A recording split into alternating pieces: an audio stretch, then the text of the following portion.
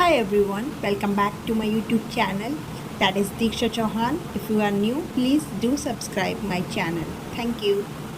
So this is the third video related to the CTET paper in which I am going to discuss about this certain topics that I selected for English pedagogy section. So the very first topic that I chose is language.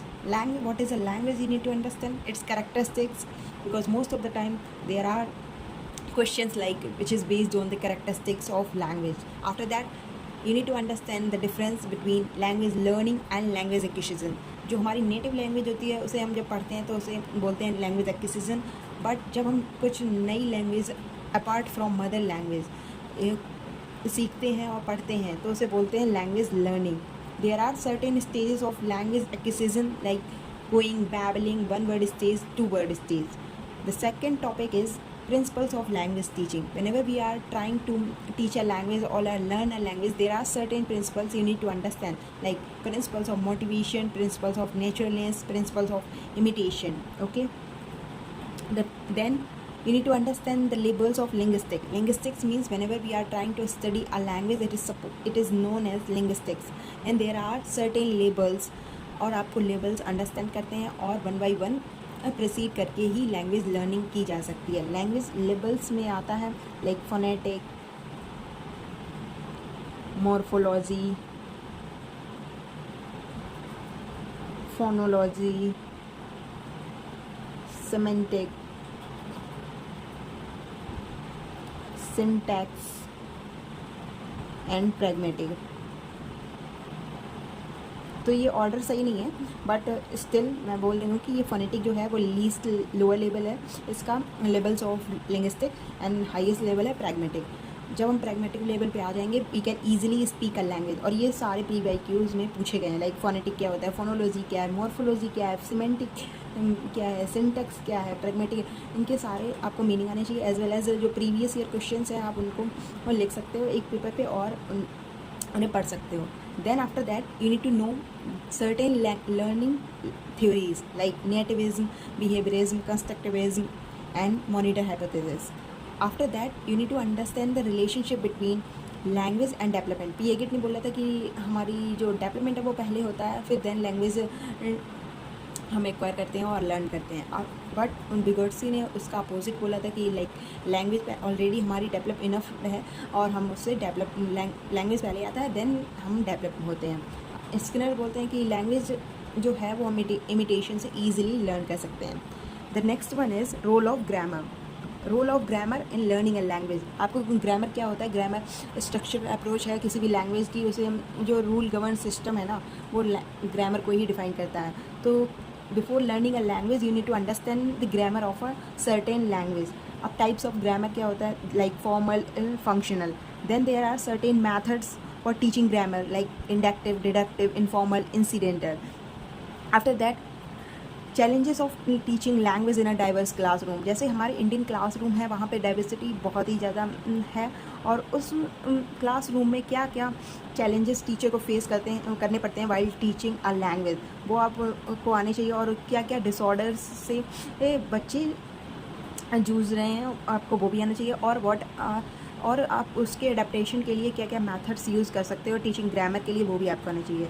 After that language skills. Again language skill is one of the important topic of related to the pedagogy like listening, speaking, reading, writing. आपको इस order में language याद करनी चाहिए. और इसे अब ऐसा बताया गया कि जो साइंटिस्ट हैं इस ऑर्डर में जो भी लैंग्वेज याद करता है वो जल्दी से लैंग्वेज सीख जाता है.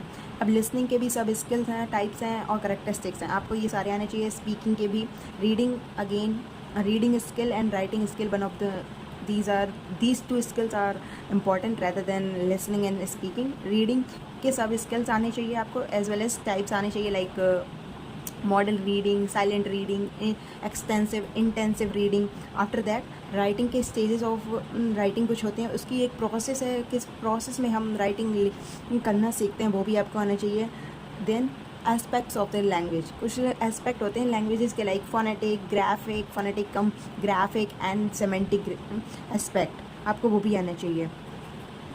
After that evaluation, again evaluation and assessment जो भी है उसके टाइप्स हैं और उनमें जो टेस्ट हैं, टूल्स एंड टेक्निक्स हैं असेसमेंट में, वो हमें सारे आने चाहिए। After that approaches of teaching of English as well as method.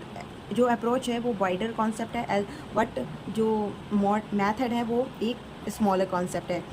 In techniques of teaching English ये भी आने चाहिए। टीचिंग लर्निंग मटेरियल जो रिगार्डिंग है लैंग्वेज पेडागोजी के, वो भी आपको आना चाहिए, like teacher, smart board, chalk board and many more. Text book आपको कैसे हेल्प करती है for teaching language. Multimedia materials आपको आने चाहिए। देन रिमेडियल टीचिंग का क्या मतलब है वो भी आना चाहिए। मल्टीलैंग्वेजिज्म का मतलब आना चाहिए। 3 लैंग्वेज फार्मूला है वो।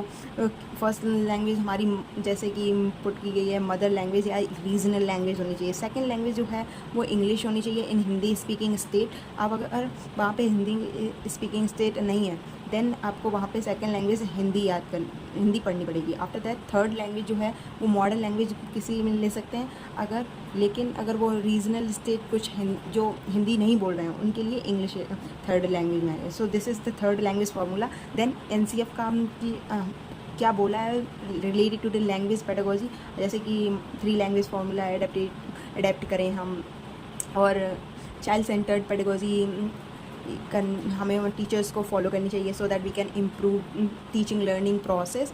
और ऐसे बहुत सारे यहाँ पे टॉपिक्स नहीं हैं बट कुछ वर्ड्स हैं जो कुछ मतलब क्या बोलते हैं, कुछ ऐसे मीनिंग हैं जिनका आपको मतलब आना चाहिए, like top and bottom up processes. इनका हमें मतलब आना चाहिए। टॉप डाउन और बॉटम डाउन क्या अप्रोच होती है। पैराफ्रेजिंग का मतलब आना चाहिए, जब भी हम टीचर की कोई स्टोरी सुनाती है और जब बोलती है कि अपने वर्ड्स में उसे लिखो, that is known as paraphrasing. Note making क्या होता है, जब भी हम अपने नोट्स सुनाते हैं भाई ये नोट मेकिंग है।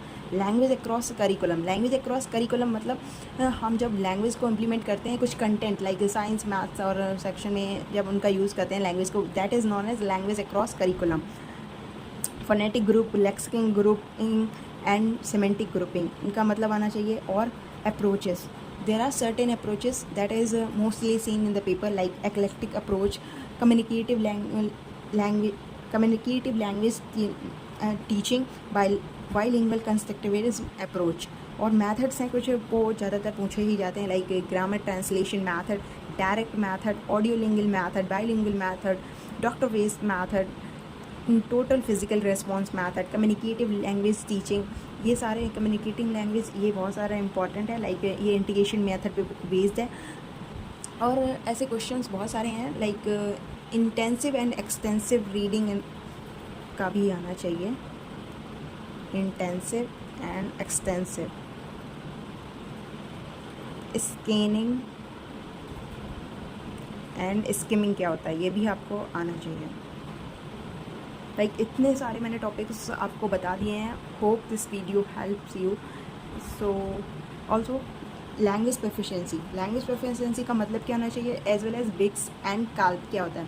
Like basic interpersonal communicative proficiency is known as BICS. जो अभी हमें जैसे कि नॉर्मल हम जो कन्वर्सेशन कर रहे हैं उसके लिए हमें बिक्स की ज़रूरत पड़ती है, बट एकेडमिक एक्सेलेंस के लिए ये हमें काल्प की ज़रूरत पड़ती है। तो इनका डिफरेंस आना चाहिए। As well as critical reading क्या होती है, ट्रांस लैंग्वेजिंग क्या होती है, स्ट्रक्चरल अप्रोच, रेसिप्रोकल टीचिंग और कोऑपरेटिव लर्निंग का भी आपको मतलब आना चाहिए कि इसकी से रिलेटेड हैं। और आपको मतलब आना चाहिए हाइपोथेसिस, बिकॉज हाइपोथेसिस का भी लास्ट टाइम एक क्वेश्चन देखा गया था। देन आपको NEP 2020 का भी मतलब उसने क्या स्टेप्स दिए थे। 3 लैंग्वेज फार्मूला ऑलरेडी डिस्कस हो चुका है। And then right to education का भी आपको आना चाहिए। That's its for this video. Thank you so much.